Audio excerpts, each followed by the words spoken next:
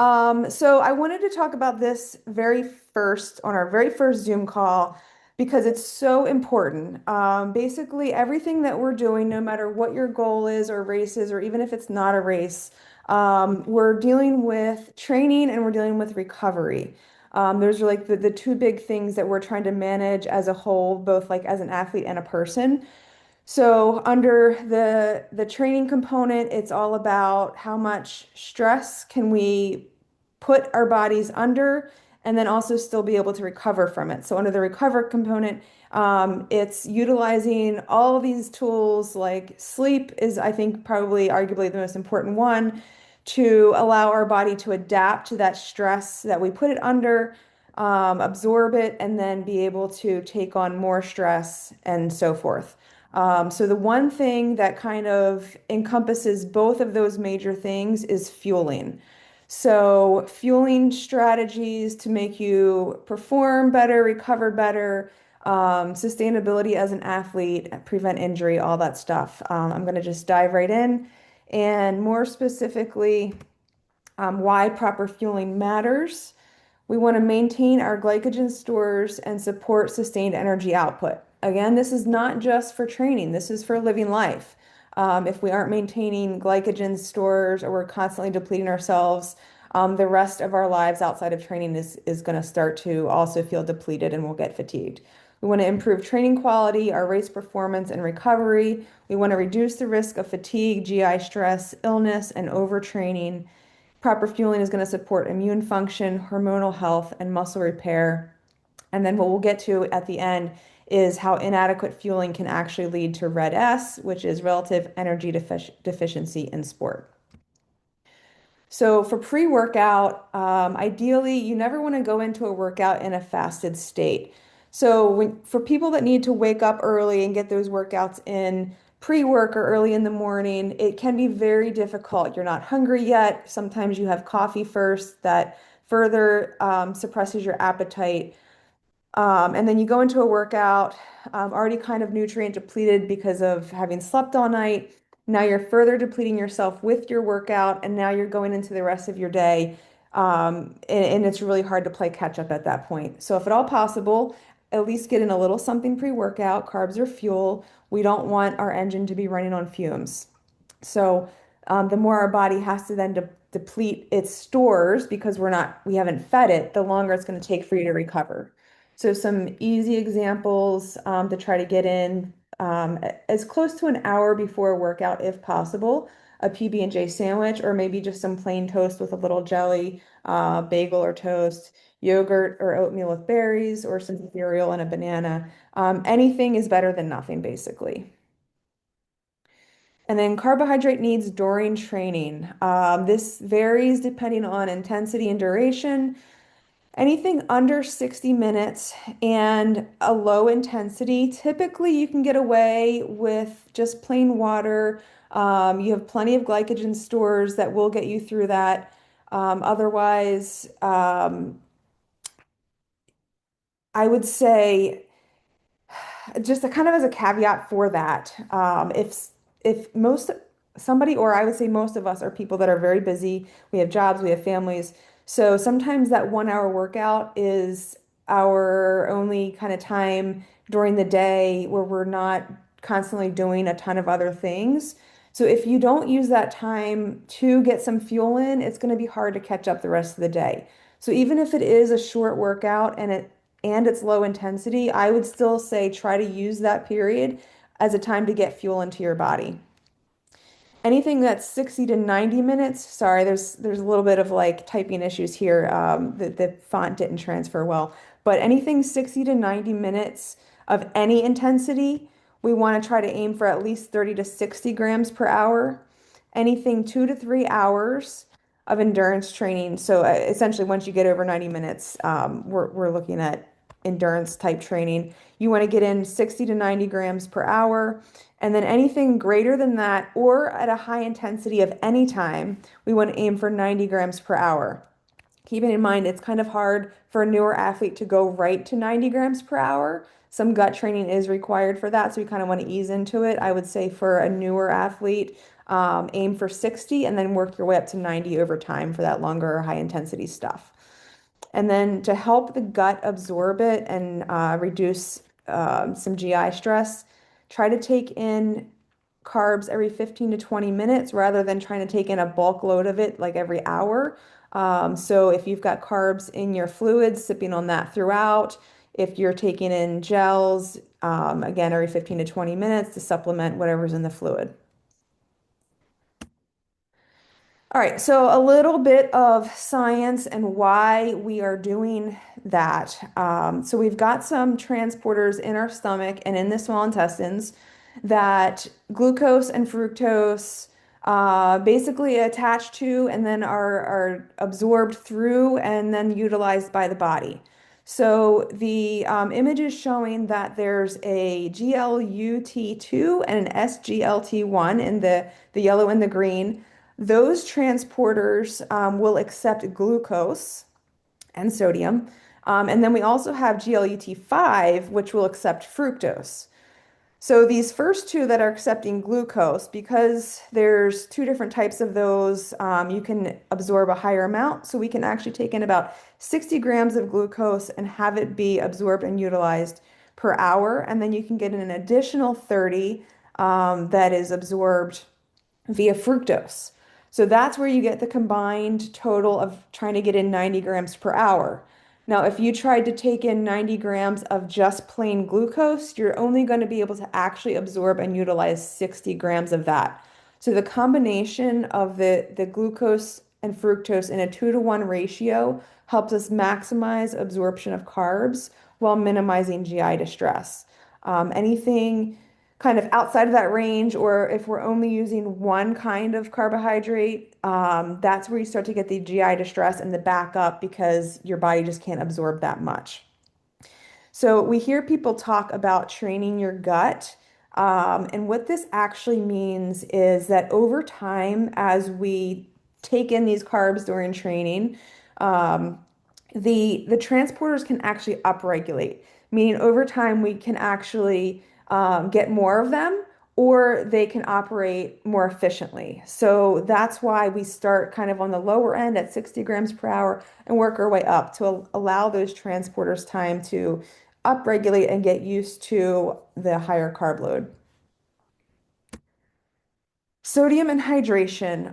So hopefully you guys saw my previous presentation on that. So I'm not going to get too much into that. If you haven't seen that yet, that is available in our Halo app and also on the YouTube page. So sodium helps improve fluid absorption and retain plasma volume, which is the fluid in our blood. Sweat sodium losses vary widely between athletes and then the conditions. So even within the same athlete, in different conditions and depending on what they've eaten and the days leading up, it's going to vary widely. So as a general target, and this is still a wide range, but generally 300 to 800 milligrams of sodium per hour is kind of a guide. I would always say start on the lower end. If you find in workouts that you're just having to pee too much, that may be an indicator that you're absorbing too much fluid, not getting enough sodium to help retain that fluid in the body, and I would try to increase it as long as you're not having any GI distress. For higher sweat rates, hotter environments, salty sweaters, they may require more, upwards of 1,000 or more. I would not recommend anybody to start with that, and I wouldn't recommend that for anybody that hasn't had significant and accurate sweat and salt testing. I would stick to less than 800. Adequate sodium supports carbohydrate and water transport in the intestine. So as we saw on the previous page, in those transporters, it also accepts sodium, and I'm going to get into why in a second. So different fluid concentrations. So basically, everything in the body exists in a state of homeostasis. Everything your body is constantly trying to do is to maintain that balance. In our body, the fluid that exists, we would consider that okay, so isotonic, the definition is that it's basically the same concentration as what we find in our body. So ideally, what we want to take in is an isotonic solution. It's going to help the body absorb it better. Anything that is either hypotonic or hypertonic, meaning less concentrated or more concentrated, we are making the body have to work harder to absorb that because it now has to balance things out first and then it can absorb it. So, this is where we run into issues with GI distress, bloating, and other things that come along. Because the body's having to work really hard and shift fluids and shift electrolytes to try to create that balance again. So a hypotonic solution, less concentrated, is anything less than 60 grams of carb in a liter of fluid. With that, you may get fast fluid absorption, but then you have low energy delivery, meaning that the carbs aren't getting absorbed. The isotonic solution is going to be about 6 to 8% carbohydrate. This is where we get the math on trying to hit 60 to 80 grams of carb in the liter bottle. So you kind of have to do the math if you're not using a 1 liter bottle, if you're using something more standard like a 750 ml bottle, you want to shoot for 45 to 60 grams of carb. That's going to maintain that same concentration. And it's just going to create a system where the fluid and the electrolytes and the carbohydrates are all kind of balanced with the body. And it just creates an ideal environment for your body to absorb it better and faster. And I say this is paired well with isotonic gels. Reason being, if the fluid we're taking in is isotonic, but then we're taking in gels that are hypertonic or concentrated, that kind of messes with that balance a little bit. So when you pair that with isotonic gels, again, it's just keeping everything balanced. One thing that I tend to do, so like on the bike, I know that all of my fluids are isotonic. So with that, I will also take in isotonic gels. The isotonic gels off the top of my head that I know of are Never Second gels and Cis gels. Outside of that, I also create my own. Like I'll mix my own gels and put it in like a little mini soft flask, and then I'll know that is isotonic as well. And then hypertonic. Oh, so real quick too. So then when I hit the run of a race and I no longer am carrying fluid with me, I know I'm just going to be drinking plain water on the course. Then I will switch to concentrated gels because then the fluid you take in is helping dilute out those concentrated gels and giving you more of that isotonic balance. And then hypertonic solutions, anything or any bottles that you put greater than 80 grams of carb per liter. This is going to actually slow the gastric emptying and fluid absorption because the body is going to want to pull water into the stomach and the intestines to create that balance. So it's actually, even though you may be taking in a lot of fluid, it actually puts you at risk for dehydration because it's pulling all that fluid out from your blood into the GI system. That's where you get the bloating and the sloshy stomach and stuff. So we want to avoid that. Then the recovery window. Our goal here is to, as quickly as possible, restore any of the glycogen that we've lost and begin the process of allowing our muscles to repair. So, recovery nutrition is most effective within the first hour after exercise. We want to aim for a carb goal of 1 to 1.2 grams per kilogram of body weight. So, for example, I am 55 kilograms. I'm going to typically try to aim for there around 60 grams of carb. And then for protein, it's pretty standard across the board, about 20 to 40 grams. Our body is only able to absorb so much protein at a time. So even if you weigh, double, if you weigh 100 kilos, you're still not going to be able to absorb much more than 30 to 40 grams of protein at a time. So that's pretty standard across the board. And things like that are, like an egg sandwich. So a couple eggs with some toast. If you're quick or you need it to be quick on the go, you can prepare a protein drink like with some powder and chocolate milk. So I like putting about 30 grams of my protein powder, mix it with chocolate milk. That gives me my carbs, a little bit of extra protein also with the milk because I use almond milk, and then it's ready to go. And then over the next few hours, you still want to continue your carbohydrate intake because your body is still burning as your body is trying to restore glycogen, and your metabolism is kind of ramped up from working out. You want to allow your body to be able to keep up those processes. And so it still needs fuel. So keep that up over the next few hours. This includes sodium and fluids for rehydration. And then getting into briefly daily macronutrient requirements. So this is very generalized. This is something that ideally people can kind of pinpoint their specific needs with a nutritionist or a dietitian.